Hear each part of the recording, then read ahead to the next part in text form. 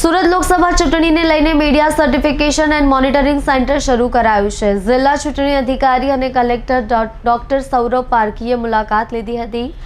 આ પ્રસંગે જિલ્લા ચૂંટણી અધિકારી ડોક્ટર સૌરભ પારકીએ કહ્યું કે આ ઊભા કરાયેલા મીડિયા સેન્ટરમાં ચૂંટણીલક્ષી ઉપયોગી જાણકારી ઉપલબ્ધ કરાશે।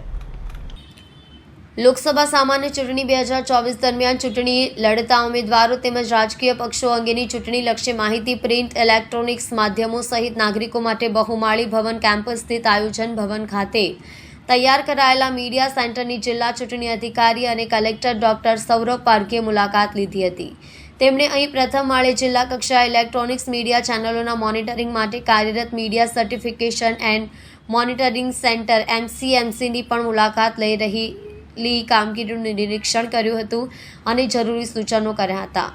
અધિક જિલ્લા ચૂંટણી અધિકારીઓ કમલેશ રાઠોડ અને RC પટેલ, નાયબ કલેક્ટર ડોક્ટર કૃતિકા વસાવા, મામલતદાર શ્રી પ્રતીક જાખડ સહિતના અધિકારીઓએ આ વેળા ઉપસ્થિત રહ્યા હતા।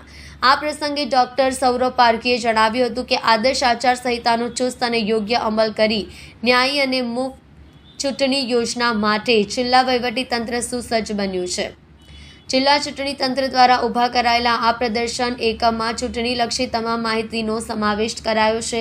આ સેન્ટરમાં સામાન્ય નાગરિકો પણ મુલાકાત લઈ શકશે। ઉપરાંત જેમ જેમ લોકસભા ચૂંટણીની પ્રક્રિયા આગળ વધશે તેમ મીડિયા સેન્ટરમાં તબક્કાવાર અવનવી માહિતીઓ ઉમેરવામાં આવશે। મીડિયા સેન્ટર લોકસભા ચૂંટણીની પ્રક્રિયા પૂર્ણ થાય ત્યાં સુધી કાર્યરત રહેશે।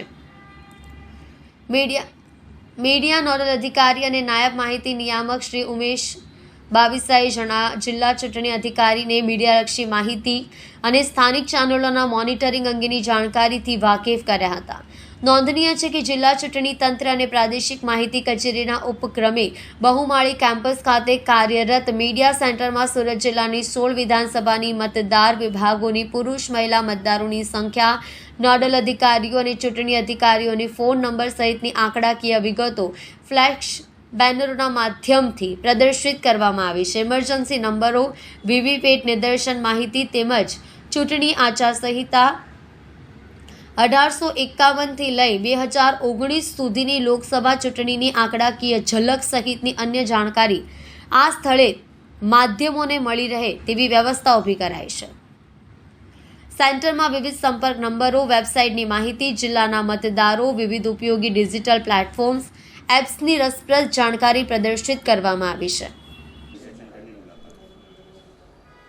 ચૂંટણીની આદર્શ આચારસંહિતા લાગુ થયા પછી આપણે બહુમાળી ભવન ખાતે સુરત જિલ્લાની જેટલી 16 એસેમ્બલી સેગમેન્ટ છે એના માટેની મીડિયા સર્ટિફિકેશન અને મોનિટરિંગ કમિટી અને મીડિયા કંટ્રોલ રૂમ છે અહીંયા કાર્યરત કર્યું છે।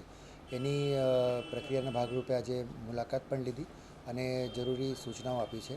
એક ઇલેક્શનમાં લેવલ પ્લેઇંગ ફિલ્ડ થાય અને કોઈ પણ મીડિયાનું જે છે દુરુપયોગ ના થાય, પેડ ન્યૂઝ, ફેક ન્યૂઝ, આના ઉપર આપણે જે છે કંટ્રોલ રાખીએ અને આનું જે છે પ્રોપર એક્સપેન્ડિચર છે એ પણ કેન્ડિડેટ કે પાર્ટીના ખર્ચમાં ગણાય એના માટેનું આ સેન્ટર કાર્યરત હોય છે।